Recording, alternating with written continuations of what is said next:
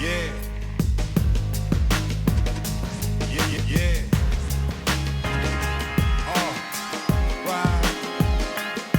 Right. Yeah. And, that's kind of where we're at now is we're seeing some additional opportunities on the horizon. Mm-hmm. And it's that, all right, if they just keep getting put into our path, we're going to take the opportunity and make the most of it. And I mean, I think at the end of the day, this is what we want to retire doing. Yeah.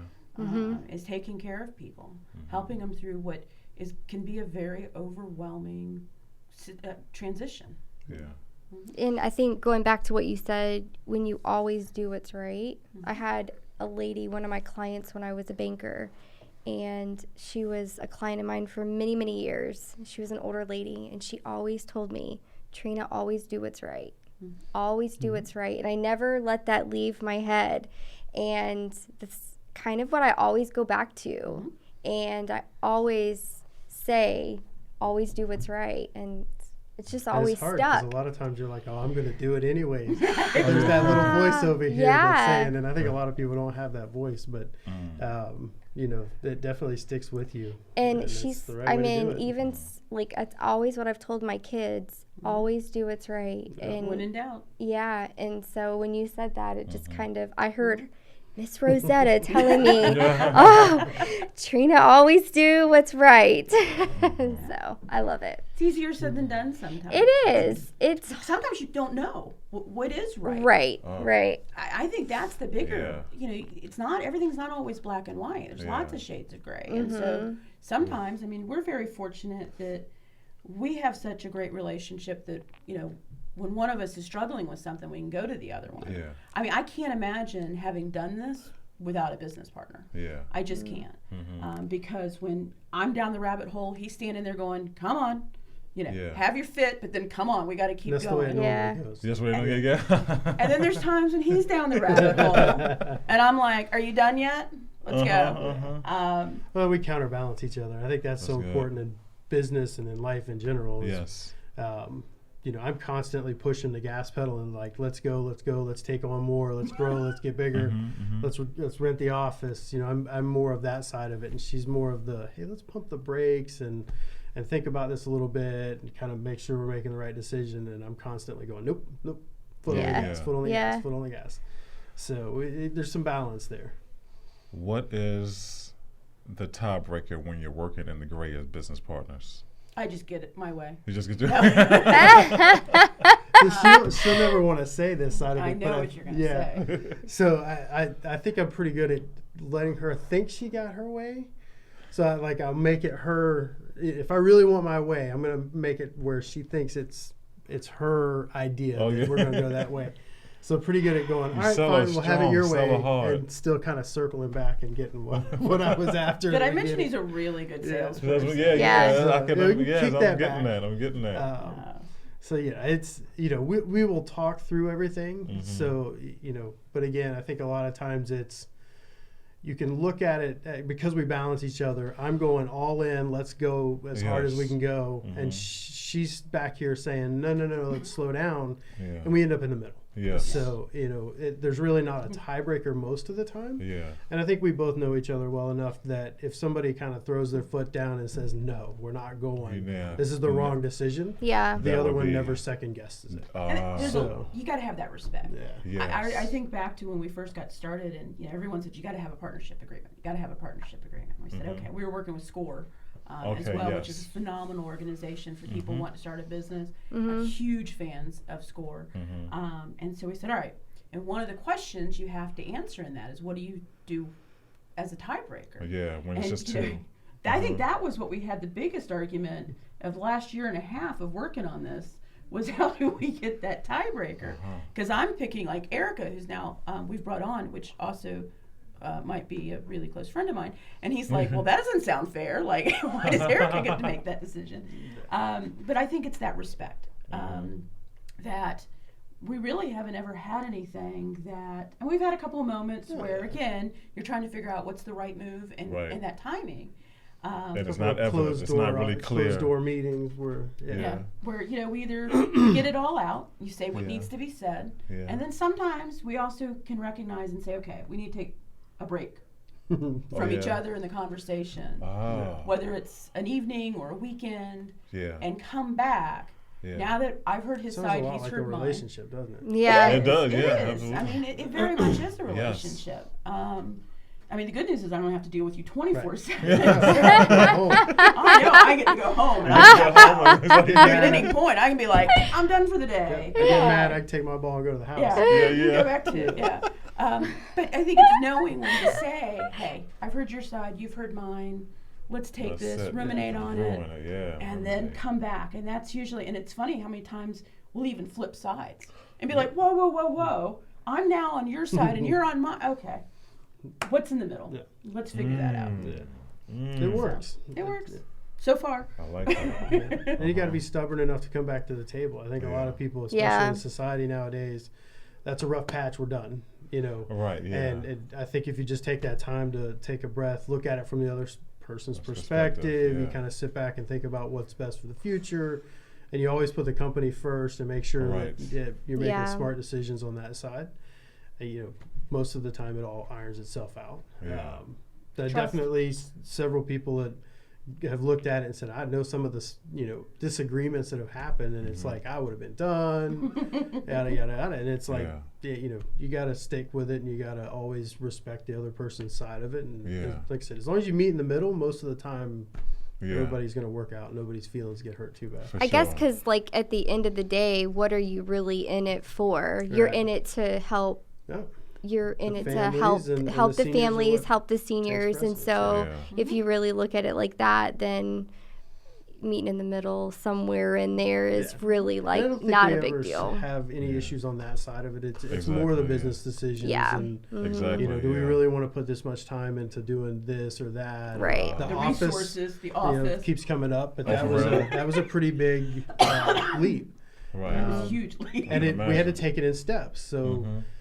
I was In for steps, it. like- I was for it. She was against it, and it kind of circled around. The right opportunity popped, and we were able to get this little small like a shared office. Yes. Great location, horrible building. Mhm. And but it was like $400 a month, and the utilities were Yes. included. It was the toe in the water. The carpet was 20 Yes. years old, so Uh-huh. it was kind of like, all right, we're doing it. Right. We're going to get this office. It's inexpensive, but that opened the Overhead is door low. to realizing, yes, we need a bigger space. We Mhm. need something that we're not ashamed to bring our clients to. Mhm. So Yeah. it transitioned into the office we have now. But Yeah. that was kind of that. I wanted the big office to start with. She didn't want one at all. So we met in the middle and got the little small one. And then she come back and said, I hate this place. Let's get a better office. Yeah, yeah. So it looped back around. And that's how a lot of our stuff gets settled as you go through it, is just that compromise. And then sooner or later it leads us where we were going to go anyways. How long were you in the first office? Like for you? 2 months. Oh, 2 Yeah. months, and then. Yeah, It and wasn't I was long. like, Oh, you was this able is to a get- hole. I'm not coming here. I don't. Yeah. And you were able to get out of it. It wasn't that. It, It was was a a month to month. month. Oh, that's good. Yeah, Oh, we that's didn't sign good. any Good long-term way to test the waters. agreements. Yeah. Yeah, but I mean, I call him the puppet master Yeah. because he knows how to play Uh-huh. and say, "Oh, That's terrible. This is going on air. You don't want to. I'll admit it." And so it was really smart on his part Yeah, because yeah. we did, especially once we grew. Yeah. My back porch, whereas I can fit quite a few, comfortably, we could have all sat on the back porch and done business. It wasn't Yeah. ideal. Right. And so we did find we were more productive, both as a team and as individuals. And I wouldn't have gotten past the point of, wow, this is overhead we don't need to be spending, if we hadn't at least tried it out. So he was Right. very smart, and that we at least, he got me to experience it. And, Yeah, with But less again, risk. it's all about the faith, and just knowing Yeah. that stuff's going to work out. The new office has been fantastic. We Yeah. have multiple areas we can all work in individual rooms, mhm. and we have a nice big conference area And they where have families speed can meet. dating, There's a speed dating. Oh, that's cool. speed Speed speed networking. networking. Sorry, Yeah. speed We're speed networking, dating. not speed dating. Sorry. I'm sure your wife wants to hear that. Yeah, yeah, no, right. I jumped right on Sorry. with you. I know, Sorry. right? Yeah. What am I talking about? Yeah. Speed networking. I couldn't make the last That's one, but the cool. next one is August 13th, right? Nope, we're actually doing September. Oh, Right? okay. September. We've I- pushed it back just a little bit. We're going to have a much better venue than the first one. We're kind of ironed out those kinks with it the first time. Okay. And I think the new venue we had to push it back a little bit, but it's going to Okay. really open up the space. Mm-hmm. It gets a little crowded, so I can explain it, and I'll let Jennifer take it. But basically, there's like 30 minutes in the beginning where you just kind of get to know everybody. Yeah. And then you set up the chairs so that it's kind of like, Yeah. you're right across. Right You get across, 3 yeah. minutes to talk about each other's business, Uh-huh. what you do. That's and cool. then one person moves to the next seat, and you just go all the way around the room. Yeah. And then there's 30 or 45 minutes afterwards to loop back around. Yeah. So it's a good opportunity to meet people you wouldn't normally meet. Yeah. You guys are helping out other businesses Yeah, now Right. too. we're trying. Right. Yeah. It's so it worked out really well. We actually did it with a group down in Ocala, Mm-hmm. and enjoyed it enough that we talked to her about bringing it up here. Yeah. And I think it's been great. And actually, quietly, there's one of the connections that happened in that meeting. They're actually doing a big deal together, and it's going to mean a lot of revenue for each one of them. Oh, So wow, there that's was a cool. connection made in that room that will turn into a pretty big deal for the two of the businesses that are in there. So it's pretty neat to be able to sit back and see that type of stuff happen and those connections get made. And those people would have never crossed Crossed paths paths, yeah. That's if neat. it hadn't have been for that event. So Well, and I think for us, in the beginning, now it's the families and the people we've helped that's doing the word of mouth. But before that, it was the community. Yeah. It was our cheering section. Mhm. I think we were really humbled in the beginning. I know we were humbled. I don't want to say I think. I know we were humbled, and how many people were supportive of us. Yeah. People that were colleagues throughout the last 15 plus years while we were working our way up and in different positions that said, wow, I really envy you for jumping off this bridge and Yeah. wow, I wish I could do it, but woo, I just can't right now. And Uh-huh. they really supported us, and they're the ones that pushed it out there and helped get us that business. And we'd get those calls, or we'd see them at other networking events and be like, I'm sending people to you left and right. Yeah. And so if we can turn around and say thank you, even in just some small way by hosting these speed networking events, then that's just a way of giving back that says thank you for getting us where we're at. Because, like you said, 1.5 years and we've already outpaced last year. I mean, that's pretty neat. We've had the opportunity too. There's been a couple of people that have reached out to us, and we've been able to kind of talk to them, and they want to open a business or they want to do something, and they're just kind of going, I heard a little bit about your story, and can you kind of tell me what it was like in the beginning, and let's have that conversation. So we go to lunch, and you get to kind of share that story, which is really cool. But you can kind of see the fire in their eye. I love that entrepreneurial spirit. Yeah. Kind of when you have a vision and you can see it, nobody else knows it's there, but you see You it. see it. And you Other kind of entrepreneurs can see that, it. that Right. fire light Right, in somebody right. else's eye. It's pretty cool. So, it's kind of overwhelming sometimes when you think about spending all those years for corporate, kicking off and doing it on our own, and now we're in a position where people are coming to us and going, hey, what was it like? How do I do Yeah. something? I have this idea, and it's like, wow, how did I get to this seat? It's just kind of it's weird how that feeling just flip-flops. Yeah. In their new office, they have like a classroom setting, and so they're gonna have, and I don't know if you guys have already started it, but they're gonna be hosting classes. So actually, August 13th is It's- our first okay. support group. Okay, so that's what I On saw Facebook on today. Facebook. Yeah, Okay. Coffee and Conversation. So the support group's kind of unique. There isn't a Oh, support like group us. like this. Ah, Yeah, yeah, cool. yeah. So it's for people who Wow, already did you have. steal their name? I just realized that. That's my birthday. Oh, it is? Good stuff. Yeah, maybe I'll come. So it's unique in that it's for families who already have a loved one in assisted living. And okay. not necessarily people that we have placed, but anyone who has a loved one who's in assisted living and they just want to talk to other people. So Oh, okay. what are your expectations? What do you like about it? What's not working? And Wayne and I will be there. And again, we're both certified administrators to be able to say, that's a realistic expectation. If they're not meeting that, have you tried this? Or, yes, they're going to lose your mom's socks. I lose socks in my laundry room. Yeah. They're going to lose socks when they're washing, 50 to 60 people, twice a week's laundry. So kind of helping people through that. Yeah. You do see, we meet a lot of families that have, whether it's guilt or just the anxiety about having a loved one there, and helping them walk through that and talking to other families to see, at the end of the day, don't you love it when you find out something that you've been worried about or you've been anxious about, when you find out there's somebody else out there that has that same Yes, worry. you're not Same on an worry. island. Right, Yeah. and that it's Yeah. such a heartwarming feeling of, oh, it's not just me. Mm-hmm. So if we can help people get together and share that and see that we all go through those feelings, and have us help you kind of traverse those waters. I'm really liking this analogy. Yeah. I used that we're kind of like a lighthouse the other day in BNI, that, you know, our light is out there for free, shining to help you kind of traverse those rocks and help you get to shore safely, and also find the right port that you want to get to. Yes. So same concept. So if we can help with a support group, even after mom or dad or your spouse is already in there, and help you kind of continue to traverse those rocks, then that's something we want to help out with. That's a good. That could be some good marketing right there. Yes, I like that a lot. I'm getting visions. Oh, yeah. And we searched everywhere trying to find somebody else doing a support group like that. Yeah. And we It wasn't couldn't available. find it. You know, which is crazy to me to think that nobody has kind of wrapped their hands around those families that are struggling. You know, you get support before you go. Yeah. You can get support after it didn't work out well, but nobody's really kind of helping the ones in the middle that are still trying to figure out how to make that work. I mean, if you think about a spouse, you've been married to them for 60, 70 years in some cases, and now maybe they have dementia, and you're having to place them in a place, and you're still living in the same house that you've been in for 50 years with that person. There's a lot of guilt that goes into that, and there's a lot of emotions. And Yeah. just to be able to kind of come in and support that process and say you're not alone, and here's what you're going to, you know, we've done this with hundreds of families.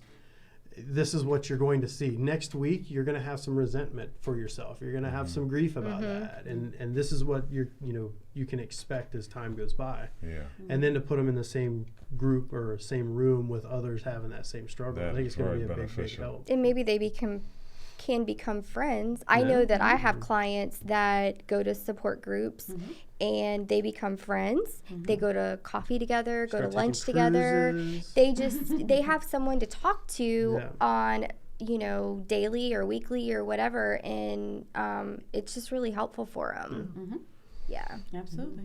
So yeah, there is a negative stigma on it, but we can flip that Right. script, because at the end of the day, what's negative about it is it's change, and change is hard for all of us. And most of the time, it's easy once you see it too. So I think it's hard to get them out of the house to go and see it, but once they've experienced it, they walked around, maybe they had lunch, they got to see people interacting. Yeah. A lot of times, it flips the negative for you. So it's kind of, you know, she referred to it as that cruise ship that doesn't leave port.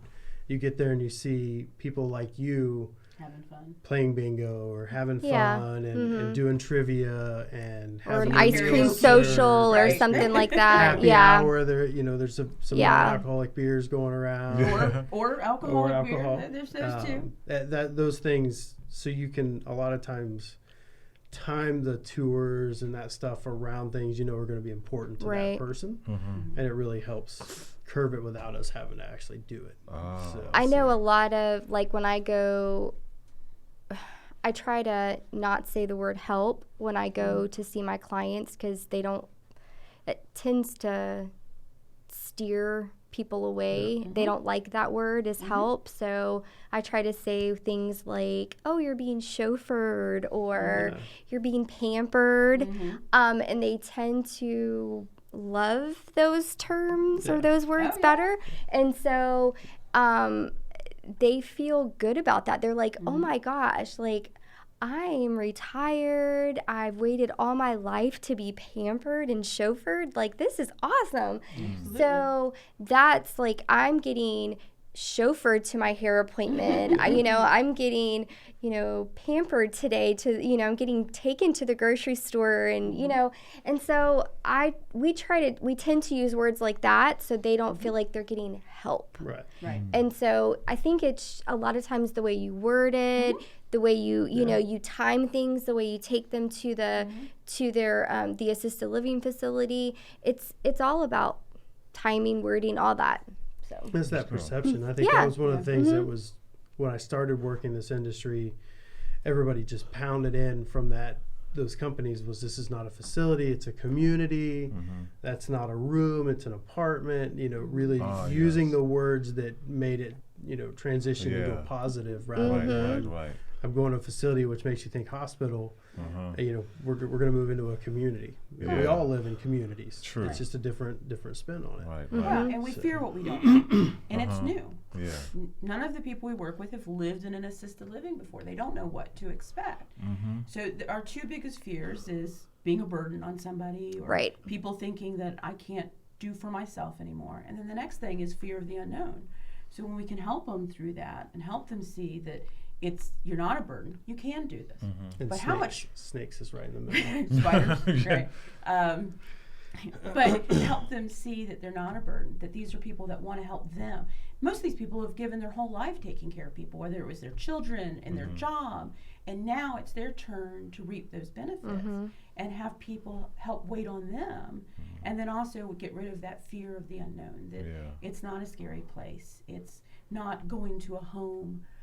It's going somewhere where you get the benefits of all the years that you've worked and all the time that you've put in taking care of other people. Now it's our time to take care of you. You guys have a strong sense of like customer service and customer relations in your business. I mean, It's you're in the people important. business Yeah. for sure. Absolutely. Like for sure. Yeah. I don't think you can fake this industry, this type of job. You have to have a business. heart for it. Seriously. An old soul. I've heard I've heard you say that multiple times. Yeah. And you kind of have to have. You do have to have an old soul and for you have it. to be able to Big relate. heart, old Yeah. soul, It's a calling. warm heart. It's absolutely calling. It is. It's not where I thought I necessarily would be if I think back to the beginning of my career, but everything has led me here, and it's a calling. Yeah. Those people looking to like use your service won't end up here. Like, give them like, how can they contact you? So you can go to our website, which is nextstepssenior.solutions.com. It's kind of tricky because there is two S's there. That steps is plural. So Next Steps Senior Solutions, or our phone number is 352-474-2895. Okay, cool. Thank you. Thank you guys so much for coming on the show. Thank We you. appreciate it. Goodness, Yeah, it's been absolutely. fun.